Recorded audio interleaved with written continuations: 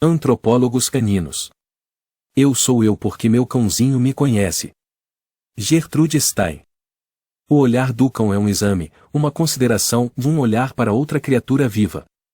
Ele nos vê, o que pode indicar que ele pensa em nós, e gostamos de ser considerados. Naturalmente, naquele momento em que trocamos olhares, nós nos perguntamos, será que ele está pensando em nós da forma como pensamos nele? O que ele sabe sobre nós? Nossos cães nos conhecem, provavelmente muito melhor do que nós os conhecemos. Eles são voyeurs exímios e curiosos, introduzidos na privacidade de nossos lares, serenamente espionam todos os nossos movimentos. Eles sabem sobre nossas idas e vindas. Acabam por conhecer nossos hábitos, quanto tempo passamos no banheiro, quantas horas passamos assistindo à televisão. Sabem com quem dormimos, ou o que comemos, com quem dormimos demais, ou o que comemos demais. Eles nos observam como nenhum outro animal. Compartilhamos nossas casas com inúmeros bichos e insetos e nenhum deles se importa conosco. Abrimos a porta e vemos pombos, esquilos e variados insetos voadores, e eles raramente nos percebem. Os cães, ao contrário, nos observam lá do outro lado da sala, da janela e com o canto dos olhos. A observação deles é possibilitada por uma capacidade sutil, porém poderosa, que começa com a visão simples. A visão é usada para prestar atenção visual, que por sua vez é usada para ver em que prestamos atenção. De algumas formas, esse comportamento é semelhante ao nosso, mas de outras, ele supera a capacidade humana. Os cegos e os surdos às vezes mantêm cães para verem ou ouvirem um mundo para eles. Para alguns deficientes, um cão pode possibilitar o movimento através de um mundo pelo qual não conseguem circular sozinhos. Assim como os cães podem agir como olhos, ouvidos e pés dos deficientes físicos, eles também podem agir como leitores do comportamento humano para alguns autistas. As pessoas com qualquer tipo de desordem autística estão unidas pela incapacidade compartilhada de entender as expressões, emoções e perspectivas alheias. Como descreve o neurologista Oliver Sacks, os cães podem parecer leitores de mentes humanas para a pessoa autista que os mantém. Embora um autista não consiga interpretar a sobrancelha franzida como a demonstração de preocupação de uma pessoa ou entender o tom elevado da voz dela como sinal de medo ou angústia, o cão é sensível aos sentimentos dela. Os cães são antropólogos entre nós, são estudiosos do comportamento, eles nos observam do jeito que a ciência da antropologia ensina seus praticantes a olhar os humanos. Na idade adulta, andamos entre outros humanos, na maior parte do tempo, sem os examinarmos de perto, socialmente treinados para sermos reservados. Até mesmo em relação àqueles que conhecemos bem, podemos parar de prestar atenção a pequenas mudanças em suas expressões, seus humores, suas percepções. O psicólogo suíço Jean Piaget afirmou que, na infância, somos pequenos cientistas, formando teorias sobre o mundo e as testando por meio de ações. Se for assim, somos cientistas que aperfeiçoam suas habilidades apenas para as desprezarmos mais tarde. Amadurecemos ao aprender como as pessoas se comportam, mas posteriormente prestamos cada vez menos atenção ao comportamento delas. Deixamos de lado o hábito de olhar. Uma criança curiosa ita com fascinação um estranho mancando na rua, porque ela aprenderá que isso não é educado. Uma criança pode ficar extasiada com as folhas na calçada dispersas pelo vento, ou na vida adulta, fará vista grossa para o mesmo acontecimento. A criança se inquieta com nosso choro, monitora nossos sorrisos, ela olha para onde olhamos, com o passar do tempo, ainda somos capazes de fazer tudo isso, mas perdemos o hábito. Os cães não param de olhar, para o deficiente físico andando, para as folhas que caem das árvores, para nossos rostos. O cão urbano pode ser privado de imagens naturais, mas é confrontado por uma abundância de imagens bizarras, o bêbado cambaleando em meio à multidão, o pregador gritando na calçada, os mancos e os mendigos.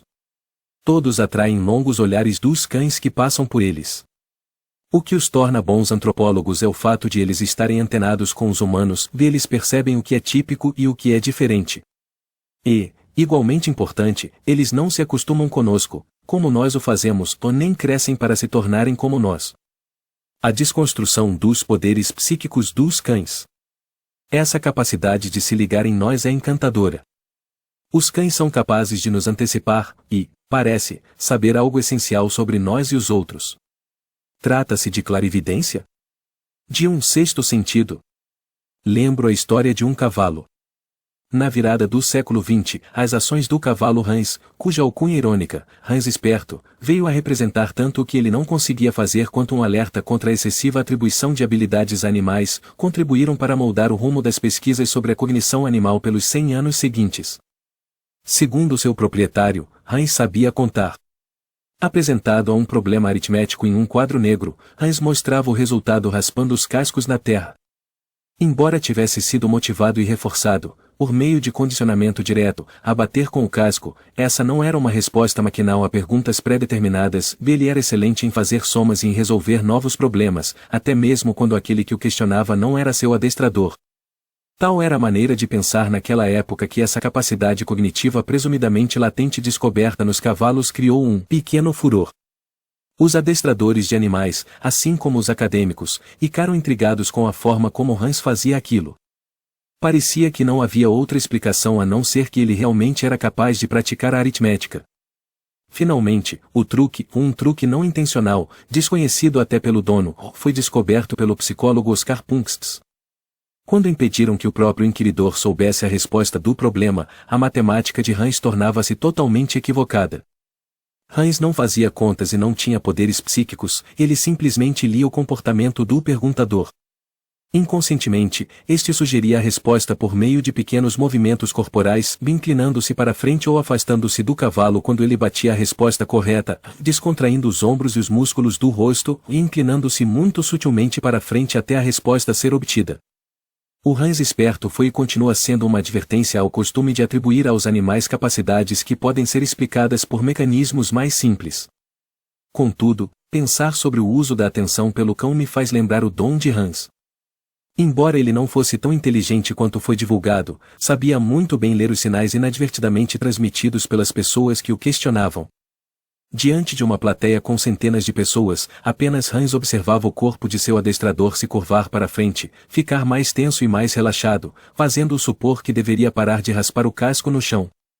Ele prestava atenção àquelas pistas que continham informações, uma atenção muito maior do que os espectadores humanos traziam para o evento. A sensibilidade extraordinária de Hans pode ter se originado, paradoxalmente, em outras das ciências. Visto que presumivelmente ele não tinha qualquer noção de números ou de aritmética, não se distraía com aqueles estímulos. Em contrapartida, nossa atenção aos detalhes aparentemente salientes nos levaria a ignorar a única indicação clara da resposta.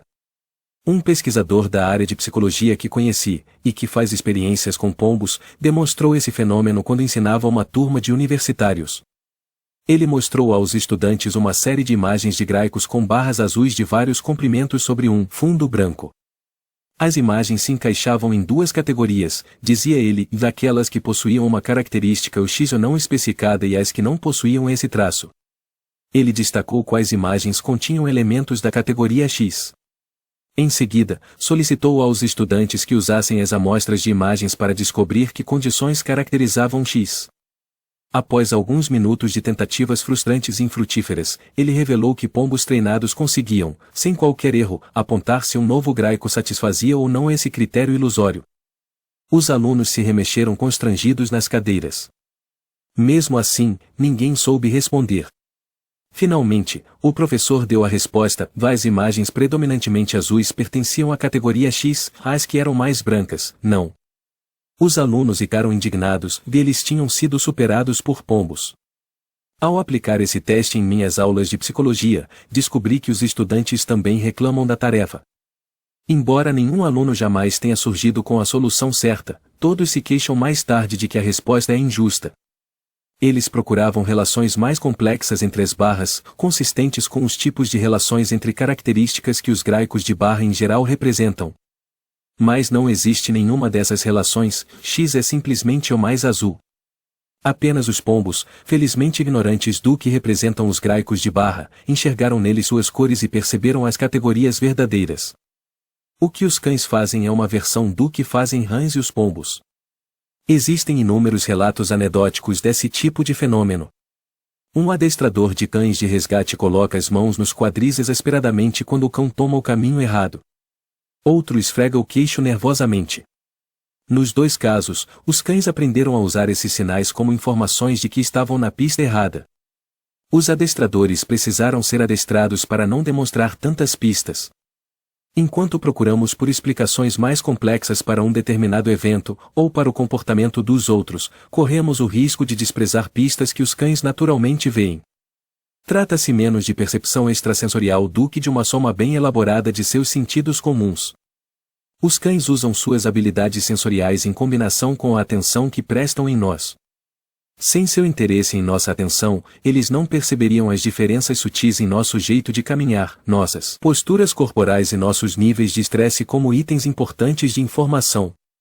Tudo isso lhes permite prever o que faremos e revelar o que somos. Eles nos leem. Os cães nos observam, pensam em nós, nos conhecem. Quer dizer então que eles possuem algum conhecimento especial a nosso respeito, resultante da atenção focada em nós e na nossa atenção? A resposta é positiva. De uma maneira não verbal, eles sabem quem somos, o que fazemos e algumas coisas sobre nós que desconhecemos. Somos reconhecíveis pelo olhar e mais ainda por nossos cheiros. Acima de tudo, a maneira como agimos define quem somos. Parte de meu reconhecimento de Pump não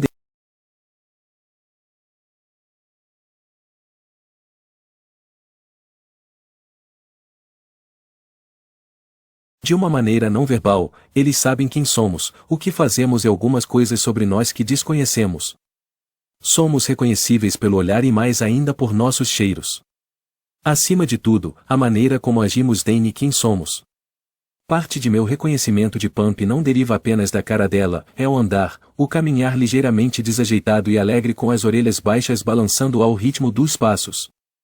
Também para os cães, a identidade de uma pessoa não provém apenas de seu cheiro e aparência, é a maneira como ela se movimenta.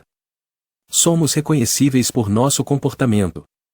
Até mesmo nosso comportamento mais comum, o estilo característico de andar pela sala, está repleto de informações possíveis de serem extraídas pelo cão.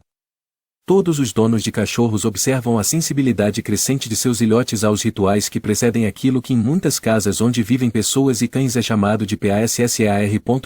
Claro que os cães logo aprendem a reconhecer o ato de calçar sapatos. Daí acabamos esperando que, ao pegar a coleira ou o casaco, estejamos dando pistas a eles. Um horário regular para a caminhada explica sua presciência, mas e se tudo o que você fez para que ele entendesse o que você faria em seguida foi apenas tirar os olhos de seu trabalho ou levantar da poltrona? Asterisco lógico que soletrar a palavra em vez de dizê-la por inteiro é, em geral, inútil. Os cães também conseguem aprender a conexão entre a cadência de uma palavra soletrada e um passeio subsequente, mesmo se o último não ocorrer imediatamente após o primeiro. Por outro lado, usada em um contexto improvável, ou digamos, com você imerso na banheira, a palavra soletrada não desperta tanto interesse. Não é muito provável que uma pessoa nua e toda ensaboada se levante e vá passear com ele. Se o dizer repentinamente, ou se você cruzar a sala com um andar decidido, um cão atento terá todas as informações de que precisa. Observador habitual de seu comportamento, ele enxerga suas intenções mesmo quando você pensa que não está revelando nada. Como vimos, os cães são mais sensíveis ao olhar e, portanto, às mudanças em nosso olhar. A diferença entre uma cabeça erguida ou abaixada, voltada para longe dele ou em sua direção, é enorme para um animal especialmente sensível ao contato visual. Até mesmo os menores movimentos das mãos ou os ajustes do corpo atraem a atenção. Passe 3 horas olhando para a tela de um computador, mãos grudadas no teclado, depois olhe para cima e alongue os braços por cima da cabeça, é uma metamorfose. A mudança de direção de sua atenção é clara, e um cão otimista pode facilmente interpretá-la como o prelúdio de um passeio. Um observador humano competente também perceberia esses sinais, mas raramente permitimos que outras pessoas nos supervisionem tão de perto em nossas atividades diárias. Nem consideramos isso algo interessante. Sua facilidade em antecipar nossas ações é em parte anatômica e em parte psicológica.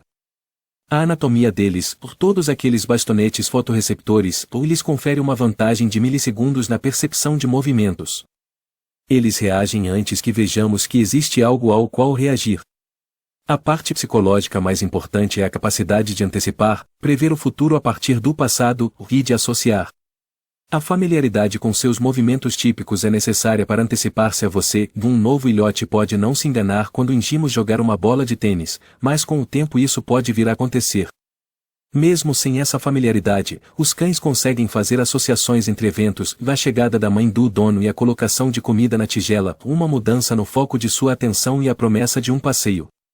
Os cães captam o rema de nossos hábitos cotidianos, e, portanto, são especialmente sensíveis às variações desses padrões. Costumamos percorrer o mesmo trajeto quando nos dirigimos a nossos carros, ao nosso trabalho, ao metrô, e isso também acontece quando levamos nosso cão para passear. Ao longo do tempo, eles próprios aprendem a rota e conseguem antecipar que vamos virar à esquerda, perto da cerca viva, e à direita, na esquina do hidrante.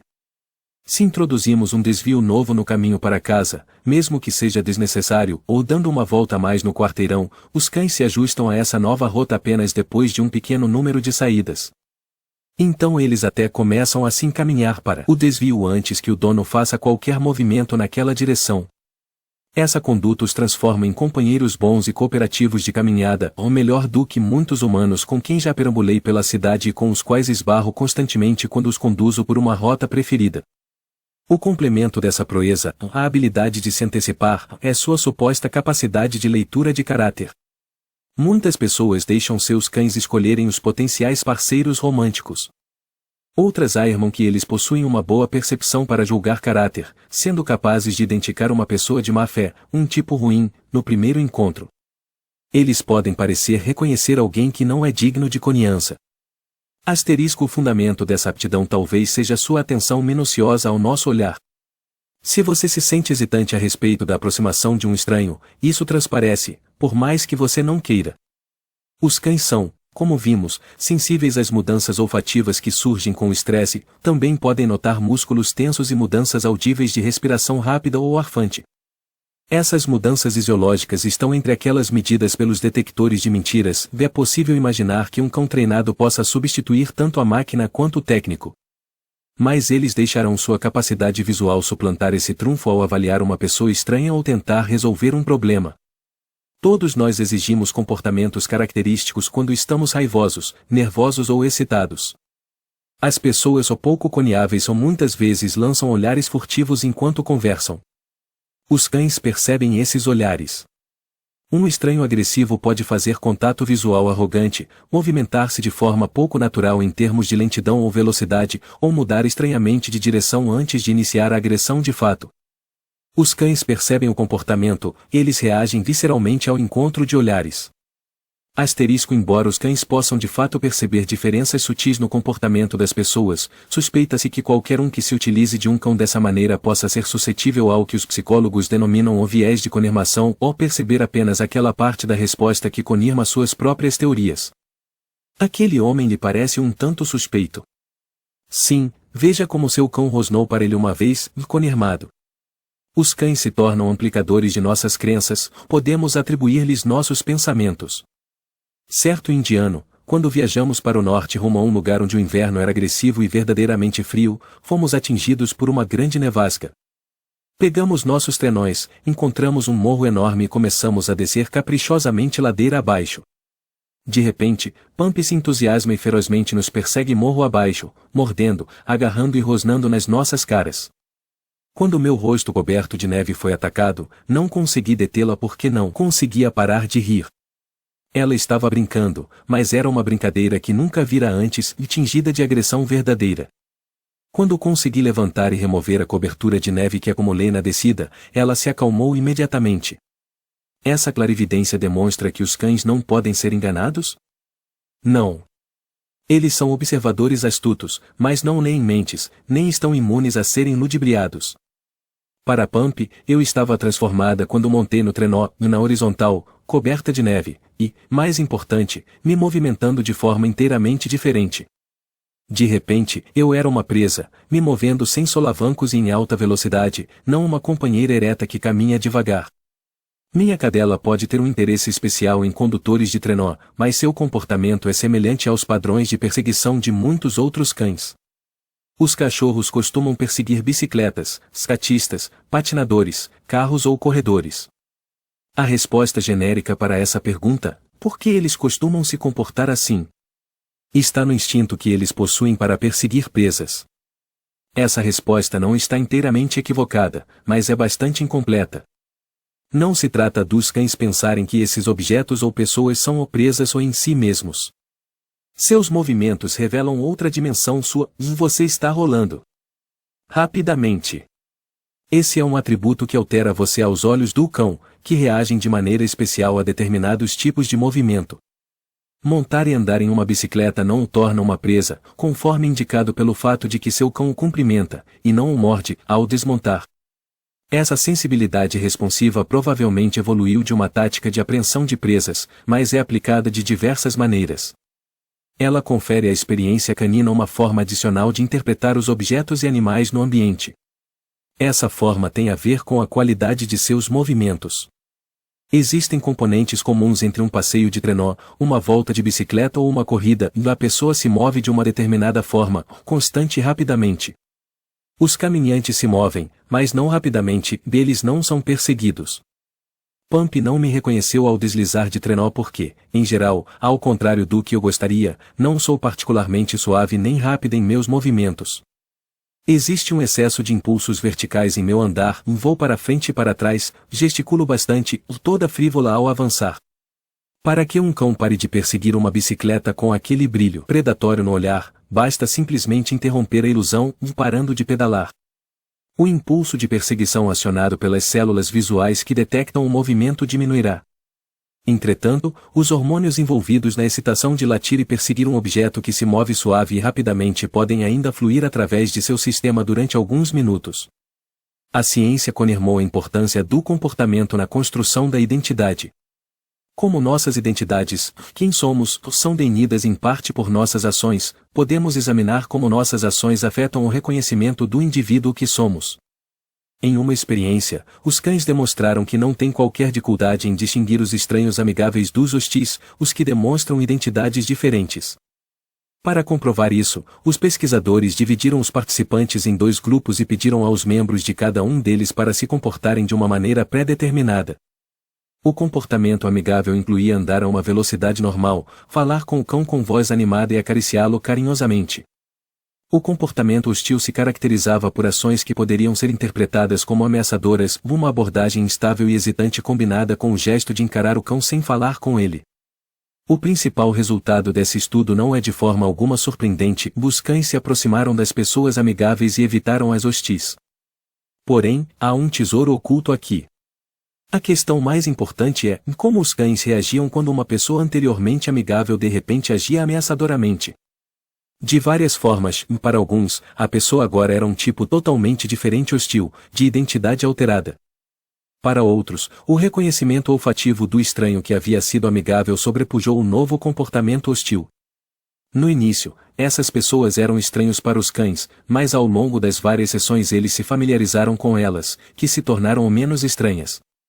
A identidade delas foi definida em parte pelo cheiro e em parte pelo comportamento. Tudo sobre você. A combinação da atenção que nosso cão nos dedica com sua proeza sensorial é explosiva. Vimos que ele percebe o estado de nossa saúde, pura verdade, até mesmo nossa relação com outros humanos.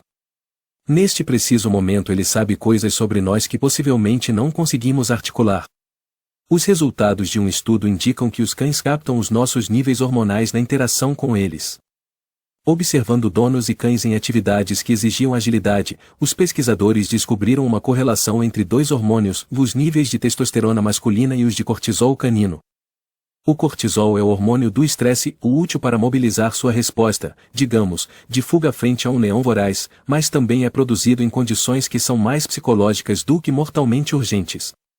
Os aumentos no nível da testosterona estão vinculados a muitos elementos vigorosos do comportamento, como impulso sexual, agressão e demonstrações de domínio.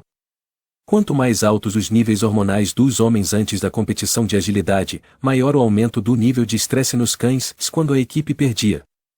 Nesse sentido, os cães de alguma forma sabiam que o nível hormonal de seus donos estava elevado, pela observação do comportamento, através do cheiro ou por ambos, captando assim a emoção. Em outro estudo, os níveis de cortisol canino revelaram que os cães eram ainda mais sensíveis ao estilo de brincar dos companheiros humanos. Aqueles que brincavam com pessoas que usavam comandos durante a brincadeira, mandando o cão sentar, deitar, ou escutar, acabavam tendo níveis de cortisol pós-brincadeira mais altos. Os que brincavam com pessoas que agiam mais livremente e com entusiasmo tinham um nível de cortisol pós-brincadeira menor. Os cães conhecem nossas intenções e são afetados por elas, até quando brincam. Nosso apego a um cão é, em grande parte, motivado pelo sentimento de que somos reconhecidos e de que nossos comportamentos são previsíveis para eles. Se você já experimentou o primeiro sorriso de uma criança ao se aproximar dela, conhece a emoção de ser reconhecido. Os cães são antropólogos porque estudam e aprendem sobre nós. Eles observam uma parte significativa de nossas interações uns com os outros, nossa atenção, nosso foco, nosso olhar. O resultado dessas observações não é a leitura de nossas mentes, mas a capacidade de nos reconhecer e prever o que faremos. Essa situação transforma uma criança em um ser humano e torna os cães seres ligeiramente humanos também.